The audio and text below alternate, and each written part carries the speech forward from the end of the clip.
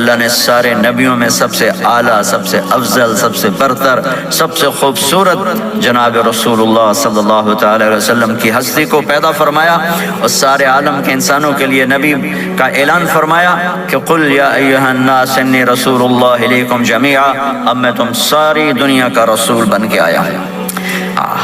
آپ کا ظاہر بھی اتنا خوبصورت اور آپ کی زندگی بھی خوبصورت۔ میں آپ کو اللہ کے نبی کا حلیہ بتاتا ہوں۔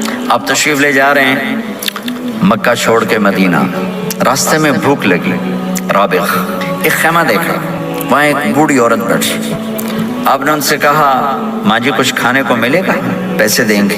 اس نے کہا بیٹا بارش نہیں ہوئی، کچھ بھی نہیں ہے، قحط ہے، کھانے کو بھی نہیں ہے، پینے کو بھی نہیں ہے۔ تو ایک بکری کھڑی تھی، بالکل کمزور، اس کے جسم پر صرف کھال تھی۔ آپ نے کہا اس بکری کا دودھ نکال لوں؟ وہ کہنے لگی دیکھ تو رہے ہو اس کے جسم پر تو سوائے کھال کر ہے کچھ نہیں، کہاں سے نکالو گے؟ کہا مجھے اجازت دو۔ اب چونکہ ایک عجیب سا واقعہ ہو رہا ہے کہ ایک ایسی بکری سے دودھ نکالنے کی بات ہو رہی ہے جو چل بھی نہیں سکتی، تو بڑھیا آپ کو ایسے غور سے دیکھنے لگی کہ یہ کون ہے، یہ کون ہے جو اس مری ہوئی بکری سے دودھ نکالنا چاہتا ہے۔ تو غور سے دیکھ رہی، تو آپ آنکھوں میں سما گئے۔ پھر اس نے اس کو بیان کیا، آپ نے اس بکری کے تھنوں کو پکڑا تو لٹک کے نیچے آ گئے، دودھ سے بھر گئے۔ تو اپنے بڑے برتن میں دودھ نکالا، اپنے تینوں ساتھیوں کو پلایا، خود بھی پیا، پھر دوبارہ دودھ نکال کے برتن پورا بھر کے اس بڑھیا کو دے دیا اور آپ چلے گئے۔ شام کو اس کا خامد آیا ابو معبد، انہوں نے کہا ام معبد یہ دودھ کہاں سے؟ کہا اس بکری کی۔ کہا پاگل ہے، یہ تو چل نہیں سکتی ہے، اس کا دودھ کہاں سے آ گیا؟ کہا ایک نوجوان آیا تھا، اس کے ہاتھوں میں کوئی تاثیر تھی، جادو تھا، جس سے یہ دودھ نکلا ہے۔ وہ کہنے لگا ان عتیلی، بتاؤ وہ کیسا تھا؟ شاید آپ نے کبھی سنا نہ ہو اپنے نبی کا حلیہ، میں بتانا چاہتا ہوں ہمارے نبی کیسے تھے۔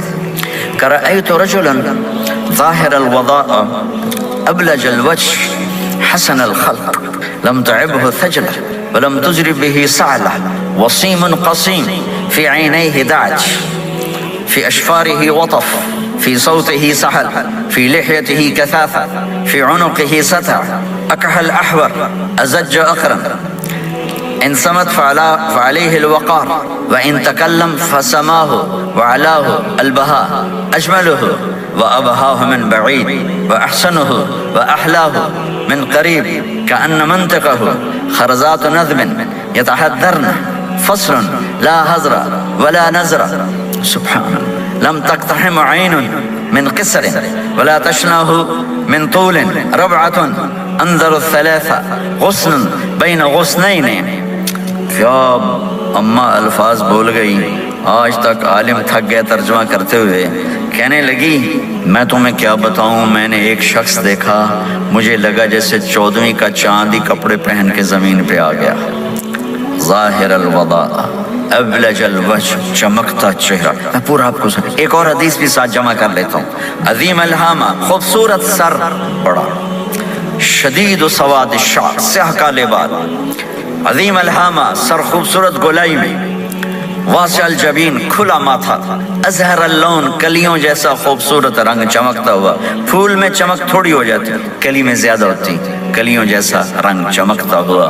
ازج الحواجب، یہ بڑے خوبصورت گول، وہ آج کل کیسے یہ پر پینسلیں لگا لگا لگا کے بیچاریاں یہاں تک لے جاتی ہیں، وہ پھر پینسل کا رنگ اتر جاتا ہے، پھر اندر سے وہی عجیب و غریب نظر آنے لگتا ہے۔ تو میرے نبی کی اللہ نے ایسے خود بنا دی، ایسے پورے چلتی ہوئی یہاں تک آتی تھی، من غیر قرن، یہاں بال نہیں تھے، یہاں یہ جگہ خالی تھی۔ جن کے ہوتے ہیں وہ بیچاری یہاں سے نکال نکال نکال، ہائے ہائے بھی کرتے ہیں اور نکالتے بھی ہیں۔ من غیر قرن، یہاں بال نہیں تھے۔ بینہما عرق یدرہ الغضب، یہاں ایک وین تھی، وین، جب آپ کو غصہ آتا تھا تو آپ غصے کو برداشت کرتے تھے، نکالتے نہیں تھے، برداشت کرتے تھے، تو وہ یہاں ایسے ایسے ایسے ایسے ایسے ایسے حرکت کرنا شروع کر دیتی تھی، تو اس سے پتہ چلتا تھا کہ اللہ کے نبی غصے میں بیٹھے ہوئے ہیں۔ فی عینیہ دعج، آنکھ بڑی خوبصورت، موٹی، سیاہ، اشکل، لمبی، اہدب، یہ بال بڑے لمبے، اکحل، بغیر سرمے کے سرمہ لگا ہوا، انجل، ابرج، اہدب، احوج، ادعج، اکحل، یہ سب نام میرے نبی کی آنکھوں کے ہیں کہ اللہ نے ایسی خوبصورت آنکھ کائنات میں اور کسی کو نہیں تھی۔ حسین آنکھ تھی، اس میں باریک سرخ دھاریاں تھیں اور سیاہی سیاہ تھی، سفیدی سفید تھی. جب آپ آنکھ اٹھا کے کسی کو دیکھتے تھے کوئی آپ کی آنکھوں میں آنکھیں نہیں ڈال سکتا، سب ایسے ہو جاتے تھے. اس لیے میرے نبی یوں نہیں دیکھتے تھے، لوگ ایسے دیکھتے تھے. جل نظرہ الملاحظہ، ایسے جب کبھی آنکھ اٹھتی تھی پھر سب آپ کے سامنے یوں ہو جاتے تھے، کوئی آپ کے چہرے پہ نظر نہیں ڈال سکتا تھا. فی اشفارہ وطف، خوبصورت خوبصورت بال. اخن العرنین، ناک تھوڑا سا یہاں سے اٹھا ہوا، یہاں سے باریک. لہو نور یعلوہ، یہاں نور نظر آتا تھا اسے چمکتا ہوا چمکتا ہوا. ضلیع الفم، ہونٹ بڑے خوبصورت کھلے ہوئے کھلے ہوئے اور چوڑے منہ کے ساتھ. اشنب براق الثنایا مفلج الاسنان، دانت ایسے گولائی میں خوبصورت چمکتے ہوئے. جب کبھی آپ مسکراتے آپ کے دانتوں کا نور دیواروں پہ پڑتا ہوا نظر آیا کرتا تھا. ایسے حسین دانت تھے ہمارے نبی کے کہ دانتوں سے نور نکل کے دیواروں پہ پڑتا ہوا نظر آتا تھا. یہ 4 دانتوں میں تھوڑا فاصلہ تھا، باریک سا فاصلہ تھا، اس میں سے ایسے روشنیاں نکلتی تھیں آپ کے مسکراہٹ کے دوران. سہل الخدین، یہ گال آپ کے نہ ایسے نیچے کمزور ہوں، نہ ایسے ابھرے ہوئے کہ برے نظر آئیں. کف اللحیہ، داڑھی بڑی خوبصورت گھنی نیم گھنگریالے، اور داڑھی میں سر میں 14 سفید بال تھے اور ایک روایت میں 20 سفید بال تھے. اور کأن عنقہ جید دمیہ، اور آپ کی یہ گردن مبارک سراہی کی طرح لمبی اور خوبصورت گولائی میں جیسے کسی نے گھڑ کے آپ کی گردن کو بنایا ہوا ہو. اور آواز میں جادو، فی صوتہ سحل، آواز میں جادو، آواز میں کشش، آواز میں گرفت. طفیل بن عامر ایک بڑے عرب سردار ہیں، وہ مکے میں آئے. لوگوں نے کہا ایک جادوگر ہے جس کو سناتا ہے اس کا ہو جاتا ہے، تم اس کی نہ سننا. انہیں ڈر کے اپنے کان میں روئی ڈال لی کہ میں سنتا ہی نہیں. طواف کر رہے تھے، آپ پہ نظر پڑی، آپ نماز پڑھ رہے تھے ایک طرف کھڑے ہو کر، تو نظر پڑی تو کھچ گیا دل. تو کہنے لگے من ہوا، یہ کون ہے؟ تو مکے والوں نے کہا ہوا یہ وہی جادوگر ہے. تو طفیل کہنے لگے میری جی میں آیا، تو اتنا بڑا سمجھدار آدمی ہے، یہ اتنا خوبصورت انسان میرے خیال میں جادوگر نہیں ہو سکتا. میں اس کی سنتا ہوں، اگر اچھی بات ہوگی تو لے لوں گا، غلط ہوگی چھوڑ دوں گا. تو طواف پورا کر کے آپ کا پاس آ کے بیٹھ گیا.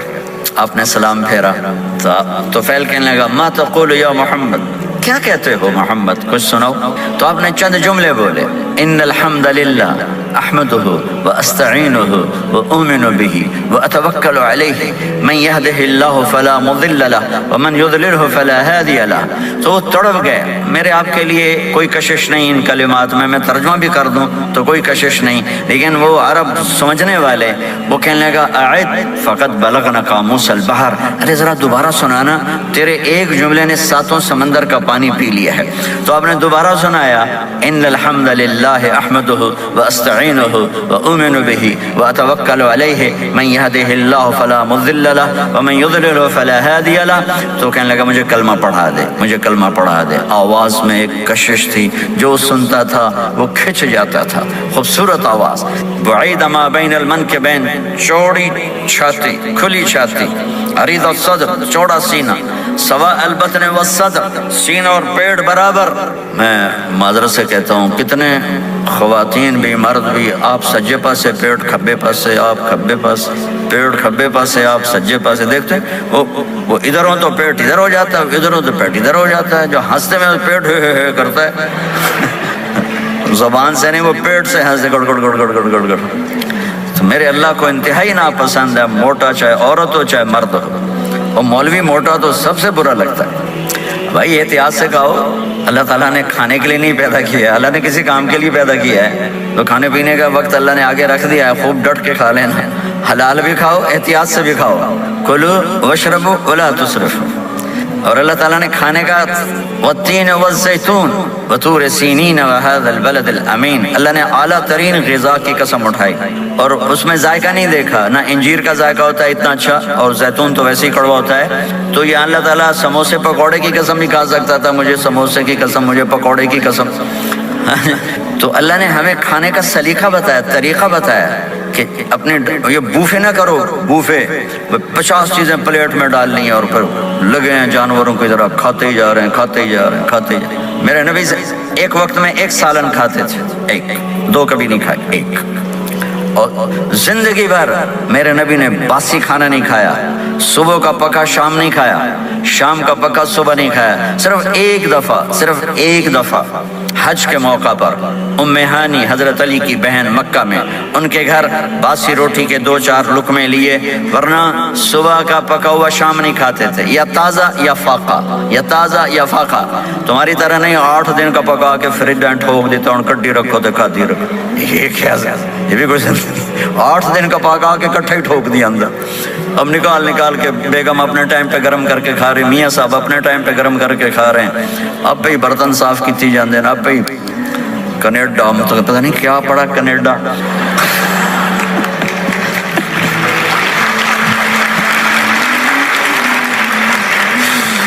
میں انگلینڈ گیا تو میرے بڑے اچھے دوست ہیں، وہ کہنے کہ مولانا میں نئی گاڑی لایا ہوں، آپ کو اس میں بٹھانا ہے۔ کہ اچھا کتنے کی؟ کہنے کا 2.5 لاکھ پاؤنڈ کی ہے، 2.5 لاکھ پاؤنڈ کی۔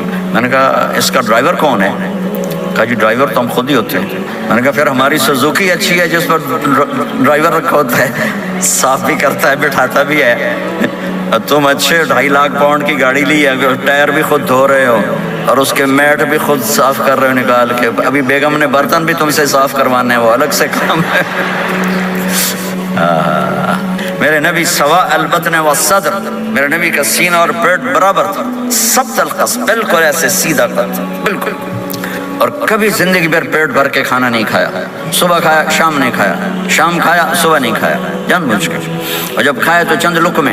دقیق المسربہ، یہاں بالوں کا تار تھا جو ناف پہ آ کے ختم ہوتا تھا، باقی سارا جسم انور المتجرد، چمکتا ہوا جسم تھا، چمکتا ہوا، راہ بر راہ، یہ ہتھیلی کشادہ، شسن الکفین والقدمین، یہ جگہ اور پاؤں کی یہ جگہ، اس پر گوشت خوبصورت مسیح القدمین، اس طرح تھا کہ یہ رگیں نظر نہیں آتی تھی، اور جو حصہ آپ کا کپڑوں سے باہر نظر آتا وہ نور چمکتا نظر آتا تھا، اور اذا زال قلعا، آپ پورا قدم اٹھا کے رکھیں، یہ ایسے نہیں چلتے بلکہ آپ پورا ایسے قدم اٹھاتے تھے پورا، اور یقارب الخطا، قدم چھوٹا چال میں تیزی، ایسے لمبے قدم نہیں اٹھاتے تھے، چھوٹا قدم لیکن اس میں تیزی بہت، یمشی تکفیاً، ذرا کندھے جھکا کے چلتے تھے، اکڑ کے زندگی بھر نہیں چلے، ہمیشہ یوں چلتے تھے، تھوڑی گردن بھی جھکی ہوئی، تھوڑے کندھے بھی جھکے ہوئے، اور عاجزی، اور ہمیشہ سلام میں پہل فرماتے تھے،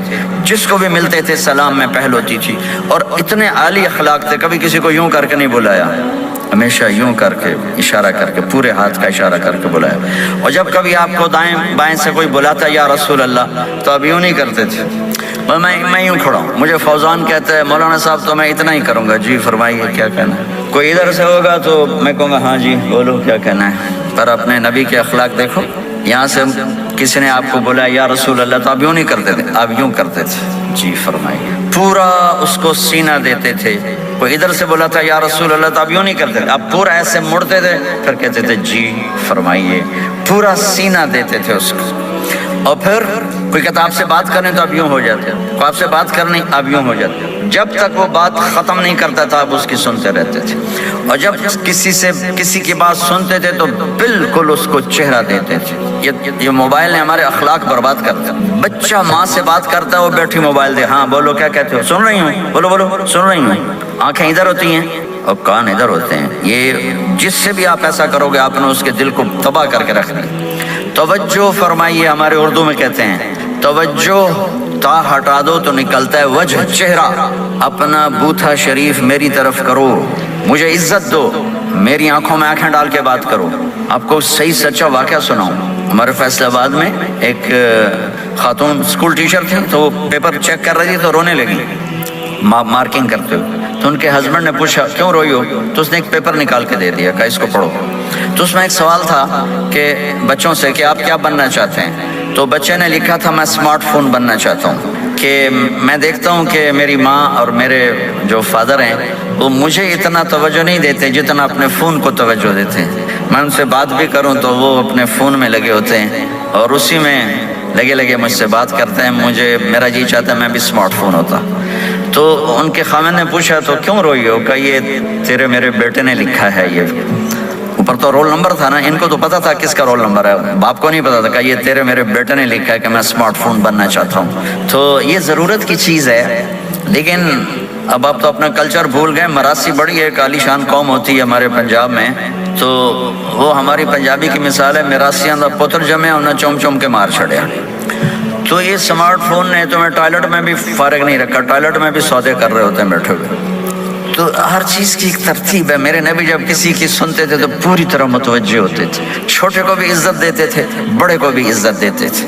تو میرے اور اللہ کے درمیان جناب رسول اللہ صلی اللہ تعالی علیہ وسلم کی ہستی، یہ واسطہ ہیں، یہ رابطہ ہیں کہ مجھے اپنی زندگی میں ڈھلنا ہے اس محبوب کے طریقے میں جس سے میرے اللہ نے پسند کیا۔ فلا وربک، یہ قرآن کی پہلی قسم ہے، والعصر، یہ قرآن کی آخری قسم ہے۔ فلا وربک لا یؤمنون حتی یحکموک فیما شجر بینہم ثم لا یجدوا فی انفسہم حرجا مما قضیت ویسلموا تسلیما۔ مجھے قسم ہے میرے محبوب آپ کے رب کی، سبحان، یہ قرآن کی سب سے خوبصورت قسم ہے، اور اظہار محبت میں سب سے عالی شان قسم ہے کہ اللہ تعالیٰ یوں کہہ رہا ہے، اے میرے محبوب مجھے آپ کے رب کی قسم۔ خود ہی قسم اٹھاتا ہے، اور انداز ایسا ہے جیسے قسم اٹھانے والا کوئی اور ہے اور رب محمد کوئی اور ہے۔ یہ اظہار محبت کی آخری شکل ہوتی ہے کہ قسم اٹھانے والا اپنے آپ کو دو بنا دے۔ مجھے آپ کے رب کی قسم، کینیڈا والوں کو بتا دیں جب تک آپ کے طریقوں پر نہیں آئیں گے میں انہیں قبول نہیں کروں گا۔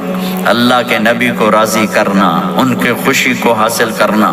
ایک صحابی آئے، یا رسول اللہ میرا پڑوسی ہے، اس کی کھجور ایسے ہو کر میرے گھر کے صحن میں اس کے چند آتے ہیں شاخیں، جب پھل لگتا ہے تو وہ گر جاتا ہے، تو میرے بچے اٹھاتے ہیں تو وہ ادھر سے دوڑ کے آتا ہے، ان کے منہ سے کھجور نکال لیتا ہے۔ آپ اسے کہیں کہ بچوں پہ اتنی سختی نہ کرے۔ آپ نے اسے بلایا، وہ منافق تھا، آپ نے اسے بلا کر کہا کہ یہ کھجور مجھے دے دو اور اس کے بدلے جنت میں مجھ سے ایک کھجور لے لو۔ وہ کہنے لگا یا رسول اللہ یہ مجھے اور میرے بچوں کو بڑی پسند ہے، کوئی اور ہوتی تو میں دے دیتا۔ اب چپ ہو گئے، وہ چلے گئے۔ ایک صحابی بیٹھے تھے، ابو الدحدہ، یا رسول اللہ میں لے دوں، مجھے آپ وعدہ کرتے ہیں، مجھ سے وعدہ کرتے ہیں مجھے جنت میں لے کر دیں گے؟ آپ نے کہا ہاں۔ تو پیچھے پہنچ گئے، کہنے لگے بھائی کھجور کا سودا کرو۔ جاؤ جاؤ، میں نے اللہ کے نبی کو نہیں بیچی، تمہیں کیسے بیچ دوں؟ کہنے لگے جو تیرے منہ میں آتا قیمت مانگو۔ کہنے لگا اپنا باغ مجھے دے دے، کھجور لے لے۔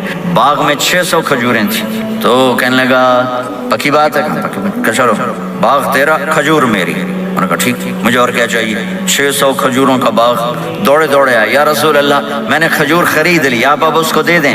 ہم نے کہا انہیں مجھے تو دینی، تمہیں کیسے دے دی؟ کہا جی میں نے پورا باغ دے دیا اور کھجور اس سے لے لی، 600 کھجوروں کا۔ آپ نے کہا ہمارا پچھلا سودا کینسل، پہلے تھا ایک کھجور لے کر دوں گا، اب تیرا میرا سودا یہ ہے کہ تیرے لیے جنت میں بے شمار باغات بھی مل گئے اور تیرے لیے گھر بھی تیار ہو گئے۔ کم من عزق رداہا ودار فیاہا لأب الداہداہا۔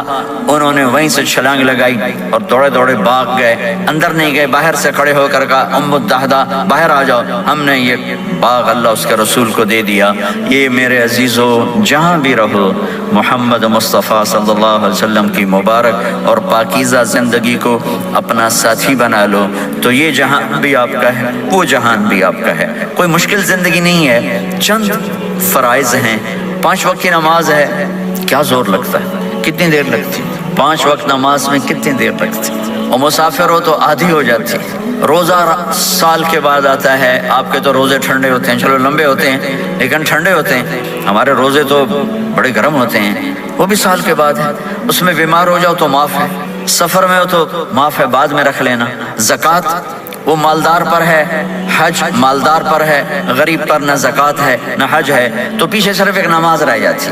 نماز ایک ایسی دولت ہے جس کے بارے میں کوئی گنجائش نہیں ہے کہ اسے ہر حال میں ادا کرو۔ اگر اس میں کوئی گنجائش ہوتی تو مجھے میدان کربلا میں میرے نبی کے نواسے کی جب گردن اڑائی جا رہی تھی اور نماز کا ٹائم ہوا ہے تو آپ نے کوفے والوں سے کہا تھوڑی دیر رک جاؤ مجھے نماز پڑھنے دو، تو انہوں نے کہا ہم نماز پڑھنے کے لیے جنگ نہیں روکیں گے، تو آپ نے فرمایا پھر ہم نماز نہیں چھوڑیں گے۔ آپ نے آدھوں کو لڑائی پہ لگا دیا اور آدھوں کے ساتھ مل کر آپ نے نماز ادا فرمائی، پھر ان کو لڑائی پہ لگا دیا اور پہلوں کو کہا نماز پڑھنے کو، اور عصر سے پہلے سب کے سر کٹ کے نیزوں پہ چڑھ گئے۔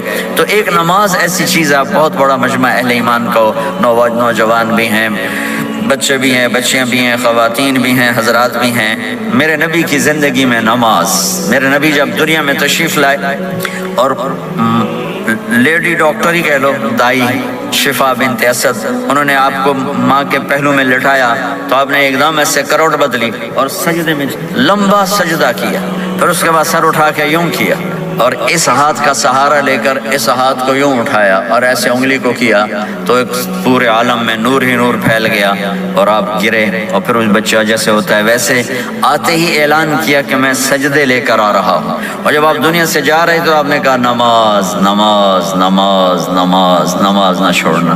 عبادات میں ایک نماز ایسی ہے جس میں گنجائش نہیں۔ اور اس کے بعد دوسری زندگی میں چند چیزیں ہیں، چند چیزیں، ان سب کا خلاصہ کروں تو چار چیزیں ہیں، سب کا خلاصہ کروں تو چار باتیں، وہ بھی حدیث پاک میں میرے نبی نے فرمایا اربع من کن فیہ ما ضرہ ما فاتہ من الدنیا، چار باتیں لے لیں اس سارے ہال کے حاضرین حاضرات سامعین سامعات، تو میرے نبی فرماتے ہیں اس کو سب کچھ مل گیا، سب کچھ مل گیا، چار باتیں سب کچھ مل گیا، صدق حدیث، حفظ امانت، حسن خلیقت، عفت فی طعمت، چار باتیں، سچ بولے جھوٹ نہ بولے، سچ بولے جھوٹ نہ بولے، دیانتداری سے کام کرے دھوکہ نہ دے، اخلاق اچھے ہوں بد اخلاق نہ ہو، رزق حلال ہو حرام نہ ہو، چار باتیں جو کر لے گا وہ پورا دین اس کے ہاتھ میں آ جائے گا۔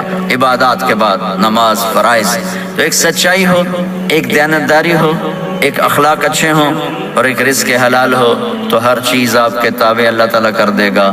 یہ پورے کا پورا دین ہے جو میرے نبی لے کر دنیا میں تشریف لائے۔ یہاں کے ماحول میں دوڑ لگی ہوئی ہے اور ایک دوسرے کو خیال کرنا یا اس کے لیے وقت نکالنا، خاص طور پر جہاں والدین پوری دنیا میں ہی پریشان ہیں لیکن ان ملکوں میں زیادہ پریشان ہیں کہ پتہ نہیں سسٹم ایسا ہے یا قدر کوئی نہیں ہے، لیکن میرے نبی نے فرمایا تھا کاش میری ماں زندہ ہوتی تو تم لوگ دیکھتے میں کیا کرتا، میں عشاء کی نماز کے مصلی پہ کھڑا ہوتا، سورۃ فاتحہ پڑھ رہا ہوتا اور ادھر سے میری ماں مجھے پکارتی محمد، تو میں ماں کے لیے نماز توڑ دیتا۔ ایک صحابی کا پیغام آیا ان کی بیگم کا کہ وہ مر رہے ہیں لیکن کلمہ نہیں پڑھا جا رہا، تو آپ تیزی سے اس کے گھر گئے، دیکھا تو وہ بول رہے ہیں، آپ نے کہا کلمہ پڑھو، کہا یہ نہیں پڑھا جاتا، ویسے بول رہے ہیں نہیں پڑھا جاتا۔ آپ نے پوچھا اس کے والدین میں کون زندہ ہے، کہا جی ماں زندہ ہے۔ آپ نے کہا بلاؤ، کہ ماں آ گئی۔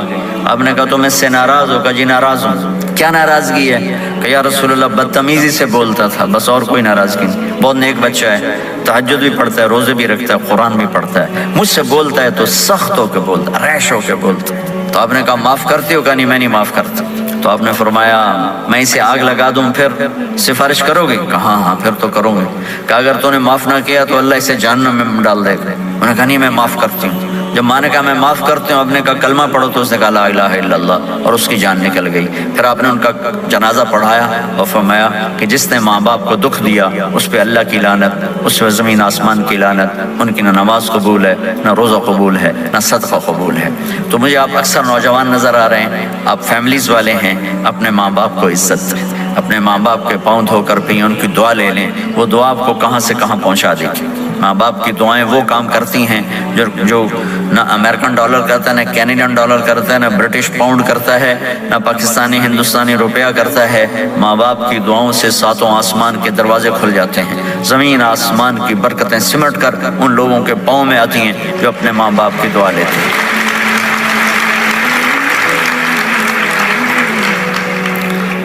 ایک دفعہ موسیٰ علیہ السلام نے کہا یا اللہ میرا جنت کا ساتھی کون ہے؟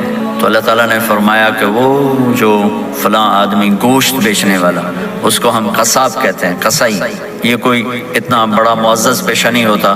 تو موسیٰ علیہ السلام بڑے حیران ہوئے کہ میرا ساتھی گوشت بیچنے والا، تو اس کو دیکھنے چلے گئے۔ دیکھا تو ایک عام آدمی جیسے گوشت بیچ رہا ہے، ایسے ہی سارے بازار میں بیٹھا ہوا، دوسرے بھی بیٹھے ہوئے۔ جب شام ہوئی اس نے تھیلے میں گوشت کا ٹکڑا ڈالا اور گھر گیا، تو موسیٰ علیہ السلام بھی ساتھ گئے۔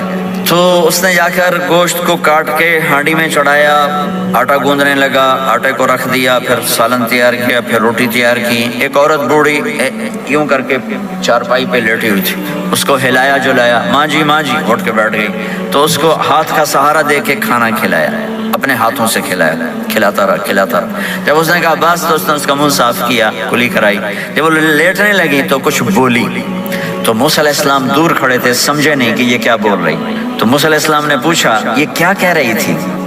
وہ کہنے لگا حضور کیا بتاؤں کیا کہہ رہی تھی، جب بھی اس کی خدمت کرتا ہوں تو یہ مجھے دعا دیتی ہے کہ اللہ تجھے جنت میں موسیٰ کا ساتھی بنائے، تو میں تو غریب کسائی ہوں، موسیٰ تو بہت بڑا نبی ہے۔ تو موسیٰ علیہ السلام نے فرمایا تیری ماں نے تیرا کام کر دیا ہے، تیری ماں نے تیرا کام کر دیا ہے۔ میرے عزیزو، ممکن ہے ماں باپ کی خدمت کرنا، دعا لینا تمہیں یہاں مشکل نظر آئے، لیکن اللہ کی قسم اسی میں آپ کی دنیا چھپی ہوئی ہے، اسی میں آپ کی آخرت چھپی ہوئی ہے۔ اپنے ماں باپ کی دعا لو، اپنے ماں باپ کی دعا لو، اپنے ماں باپ کی دعا لو۔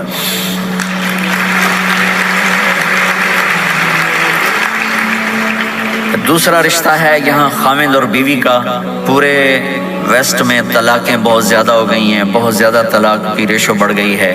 یہ سب سے خوبصورت رشتہ ہے، سب سے عالی شان رشتہ ہے، اور اللہ کے نبی نے فرمایا سب سے بہترین انسان وہ ہے جو بیوی کے ساتھ اچھا سلوک کرتا ہو۔ اور آپ کو ایک عجب حدیث سناؤں، سب سے پہلے جو چیز قیامت کے دن میری نیکیوں اور برائیوں کو تولنے کے لیے جب اللہ ترازو لگائے گا تو سب سے پہلے جو چیز تولنے میں رکھی جائے گی وہ میرا بیوی کے ساتھ سلوک تولا جائے گا، اور بیوی کا خامد کے ساتھ سلوک تولا جائے گا۔ یہ وہ رشتہ ہے جس کو سب سے پہلے جنت میں بنیاد رکھی گئی۔ اللہ نے آدم اور حوا کا نکاح پڑھا کر انہیں خامد اور بیوی کے رشتے میں جوڑا، اور یہی رشتہ جنت میں جا کے آخر میں بھی یہی رشتہ ہے، وہ خامد اور بیوی کا رشتہ ہے۔ میرے نبی نے 11 شادیاں کی، اللہ کی قسم صرف ہمیں زندگی سمجھانے کے لیے کی کہ گھر میں زندگی کیسے گزاری جاتی ہے۔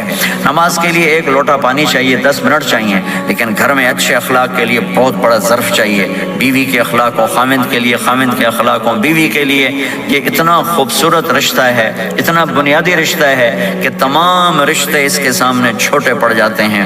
ہمارا عام طور پہ جوائنٹ فیملی سسٹم ہے، ہم اپنے اس رشتے کو بچائیں باقی رشتوں کی زیادتی سے۔ والدین سختی کریں تو اپنی بیوی کو بچاؤ، بیوی سختی کرے تو اپنے والدین کو بچاؤ، بیچ میں تم ایک ترازو کا کام کرو۔ ہم اپنے گھر کو خوبصورت بنانا چاہتے ہیں تو جو ڈالر سے نہیں خوبصورت ہوگا، یہ آپ کے اخلاق سے خوبصورت ہوگا۔ ایک میٹھا بول وہ بیوی کے دل کو خرید لیتا ہے، ایک میٹھا بول وہ خامد کے دل کو خرید لیتا ہے۔ ایسی اولاد کے ساتھ بھی وہ شدت اور سختی نہ ہو، بلکہ نرمی کا معاملہ ہو، پیار محبت کا معاملہ ہو۔ میرے نبی نے حسن حسین کے ساتھ 7 سال گزارے، آپ نے ایک نصیحت نہیں کی، ان کے ساتھ کھیلتے تھے، ان کو ٹائم دیتے تھے، اس طرح صفات منتقل ہوتی چلی گئیں۔ یہ چند چیزیں ہیں، ان کو کرتے کرتے دنیا سے چلے گئے تو دنیا بھی آپ کی ہے اور آخرت بھی آپ کی ہے۔ اور میں اپنی بات ختم کرنے سے پہلے، اگر کسی سے لڑے ہوئے ہو تو صلح کر لینا اٹھ کے، اگر کسی سے بات چیت بند ہے تو صلح کر لینا۔